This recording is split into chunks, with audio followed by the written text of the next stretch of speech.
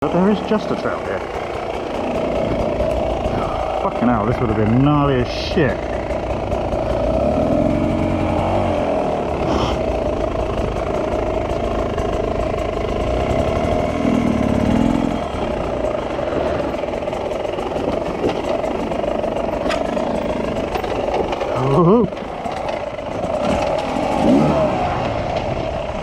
Oh, yeah, it's steep.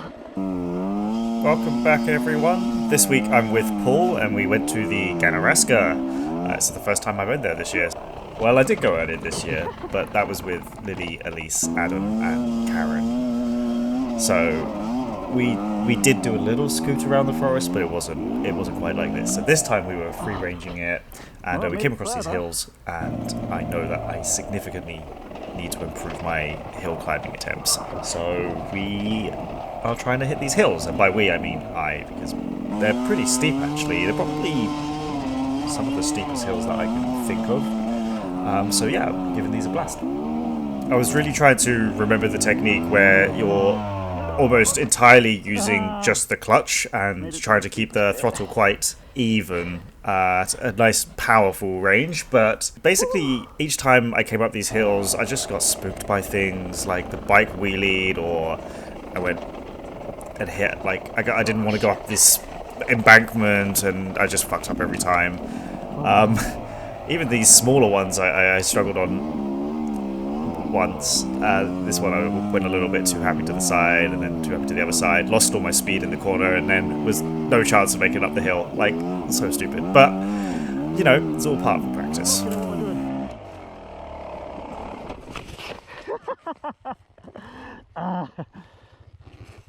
It's all over the shop.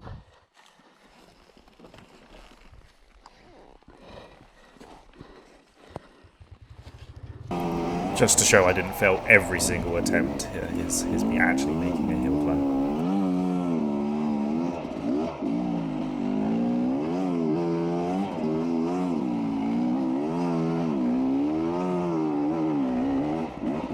Oh, that's better. Go on, Paul. You can make it. More throttle. Oh no. No. Oh, it's gone. It's gone completely wonky. Oh, disaster. Yeah, nice. But Good. Paul perseveres, and he actually makes it. Shit, He yeah, makes man. it plenty of times after this as well. This is just the one that I happened to catch on video. So we decided to up the ante and let's go down those hills that he didn't want to really try. It's just silly trying to go up it, but going down it, well, I don't actually think I ever really get scared going downhill, which is quite a relief. Maybe it's because I'm so used to like climbing or something. You're doing great. So here's Paul's first attempt. Just like sit as far back, let the bike just scoot on down. Just Look where you're going. I kind of like tap the front brakes gently, like Yeah. pretending to be ABS, and basically just anchor on the rear, and I just try and slide down the hill. I also keep the clutch fully out to get as much engine braking as possible, and I know like this is where there's no engine braking on the two-stroke. Definitely starts speeding up even with the engine braking, so to speak, going. So that is a massive difference between the two and the four strokes. Definitely is a lot more resistance with four strokes, but yeah, it's fine. That's what the brakes are for, right?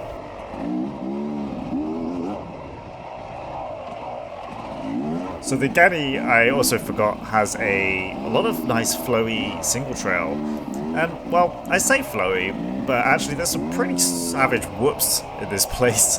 So I definitely started playing with my clickers again, just to try and reduce the amount of overall compression, because I felt that I had it on too much after riding the stony place back at Askinger. So I put the compression a little bit stiffer, and that really helped with the whoops. Actually, it's kind of nice, like, starting to get an idea of what clickers help for what type of terrain. So I'm pretty happy with what I've been learning over the last couple of months.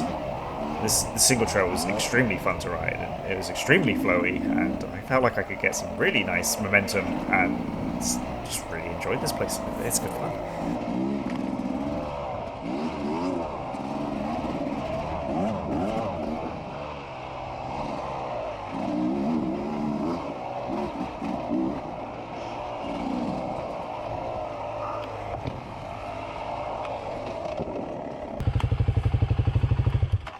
the fuck?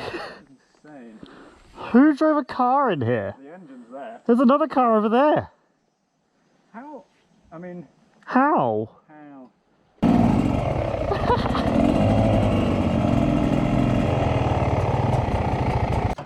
Can't be any heavier than the CRF. So we decided to swap bikes so I could let Paul have a little bit of a play on what it's like to ride a two-stroke and see what it feels like to not have to wrestle the 200 and... No, not... How heavy is this? 300 and something pound dual sport through the forest, and he gets to ride a 200-pound bike instead with a lot more power. So actually, jumping on this KLX, KLR, I forget which one it is, the dual sport one.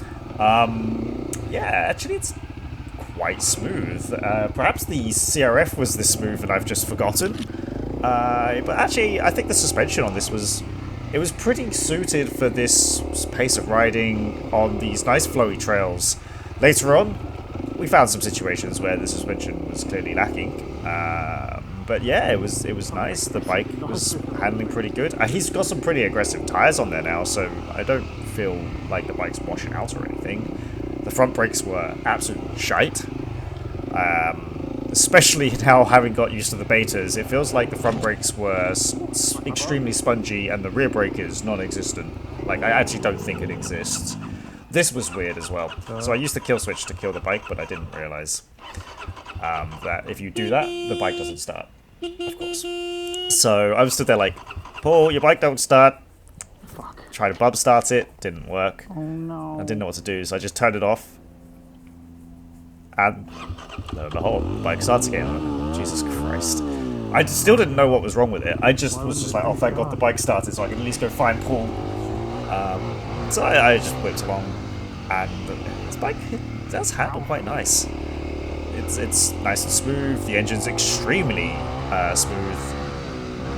It's not particularly powerful, but what's to be expected, right? Like it's still just a dual sport. Oh. Yeah, that's where Paul tells me about the issue. This is where the suspension was terrible. Going across these rocks, I felt like I could feel every single rock just pummeling my body. I was like, oh my god, this is awful. Yeah, definitely noticed the suspension issues there. And then we're going back up them, and I was like, well, I want to go a little quicker just so I could try and basically lean all the way back and just weight all of the front so I don't have to feel any of these rocks and just have the rear absorb everything. And actually that helped a bit ish. Not a huge amount. But hey, you know. Yeah. You good? Yeah, that's what It's good. It does the job. Not bad though. It's genuinely not bad. And it's significantly cheaper than the beta, that's for sure.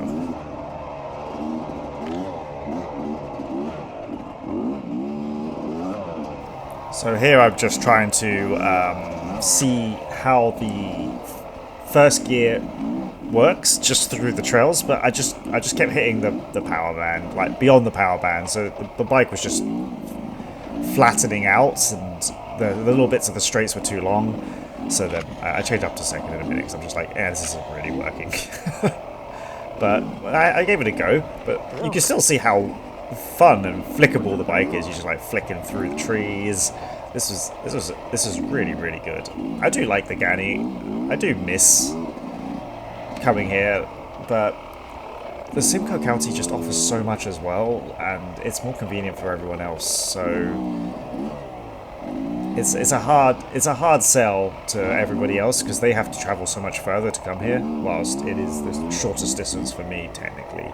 But you know, we get everything up in Simcoe, and I get to ride with lots of friends, so that's fine by me.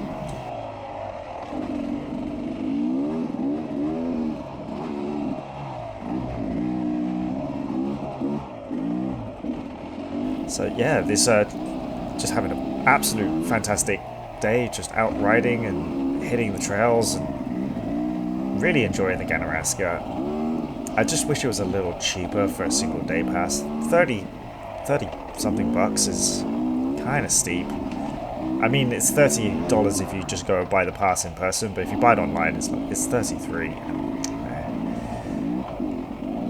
It is a big place, and I'm sure they put the money to good use.